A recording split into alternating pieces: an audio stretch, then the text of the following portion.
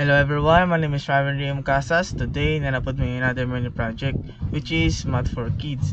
So, this mini project is by partner gyapon. Partner gyapon na ako si Sarek Jim is Kabigkis. So, later in the video, may explain siya sa among back end. So, let's proceed. Before ita mag-start sa itong main game, so dapat ma-input patag name, sa operation, difficulty, time, para maka-start sa itong game.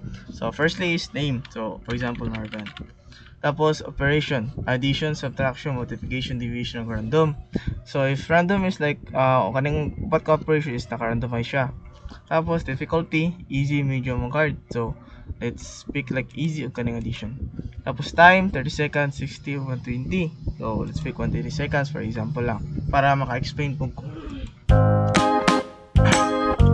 So as you can hear, natay background music. So ako lang gi-off lang kay para like madunggan niyo akong explanation or like para madunggan gi ko ninyo. So start is like score, natay score diri, lives of time. So more sa time ka dagan na siya. So this will be the problem. Tapos na yung answer dayon, yung mga pilihan. So 4 plus 2 is equal to 6.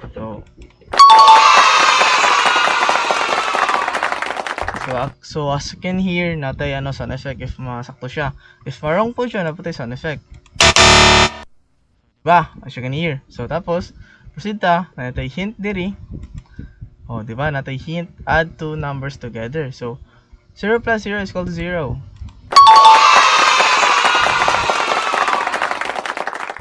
Diba? Tapos natay generate is like mag-randomize na po siya another problem, like randomize yung numbers na po. So kanya din music dahil for background na siya, tapos na siya di mawala ang sound effect para like purpose like entertainment sa mga bata.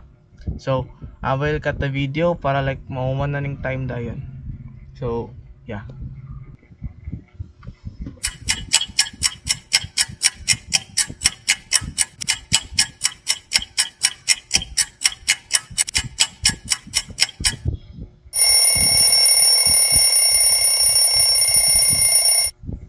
So as you can hear natay like if mag 10 seconds siya below, more siyang nag-tick tapos mag-highlight ang time dayon. Tapos if time's up na, tapos siya sounds food. So na siya sound effect. So diri time's up, tapos na diri imong overall score, lives yung nabilin o question answer like overall yung na-answer. So natay duha ka buttons diri nga restart ang view leaderboard. So yung siya click ang leaderboard is mo direct ka diri. So mga leaderboard like your best round so far. So naka-sort siya. Nasa easy, medium, hard, balik naka-sort gid siya. So you can clear history. Tapos yeah, that's it. Tapos close. Tapos you can restart the game na dayon. Di ba? So dapat may gi-add nga features diri nga responsive siya, so like pwede siya madula sa every device. So as you can see, like di ba ma-adjust siya. So bali available madula siya sa every device. So that will be it sa akong video. Thank you everyone. Hi everyone, especially to you Sir Mac. Again, this is Cyrus Jem Escabigques from BSIT 301, and today I will be discussing the backend code or the game logic of our web application called Number Power. So let's start. For the first function we have is generate question function. So kani siya nga function is responsible for providing a new set of math problem to the user using randomization. Diri natay duha ka variable, which is si random generated number 1 and si random generated number 2. So kani sila mga variable is mo ni sila ang makita ninyo sa screen katong mga question, set of question.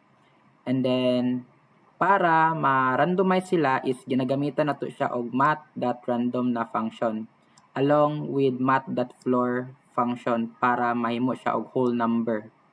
So back to our output, we can see nga na siya duha ka numbers diri no. So kana siya is naka-randomize ng duha ka number. So if I click generate here, so naka-generate na siya each question. For the special logic of subtraction, what we have is number na nasa left is always larger than the number on the right. So, para si user, which is ang bata, is like easy lang sa ila ansiran since dili sila maka-answer og negative na number. So, mao ni siya ang code na gapagana ato na feature. So, here we have the else if na block. Tapos, under sa else if na block na siya if else. So, naka-nested siya nga condition. So, para masabtan ni siya og tarong, so ang analogy niya ani is if si left na number is larger than the right na number, so okay siya. So, iya ra nang i-minus diretso sulod niya sa result na variable. So, og baliktad pud siya, which is si left na number is less than the right na number. So, unahon nato si random generated number 2 ug minus kay random generated number 1. Tapos i-store siya sa result na variable. For our next function, we have the check answer function. So, kani siya nga function if sakto ang answer ni user, then iya lang din i-increment ang score. So, i-add niya ang score. Tapos, i-update ang game info, which is katong makita nato sa screen. So, ma-update ang lives o ang score. If mali ang answer ni user, then diri siya mapadulong sa ato ang else block. So, ang ginabuhaton lang niya diri is gina-decrement lang niya ang score o ato ang lives. Tapos, gina-display dayon sa screen.